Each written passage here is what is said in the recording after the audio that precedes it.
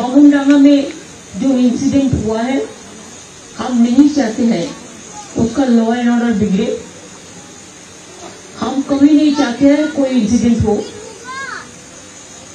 और ये भी ठीक है, अगर कोई फ्लैट का एरिया में 30-40 गाड़ी लेके चला जाए तो एक जनता को दुख होता है।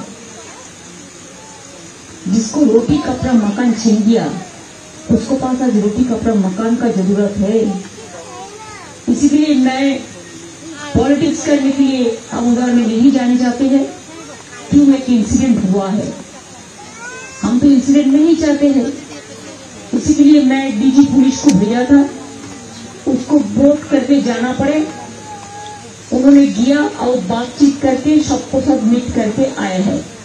अरे उसका बॉर्डर है, इसी के लिए और कोई इंसिडेंट हो हम नहीं चाहते हैं।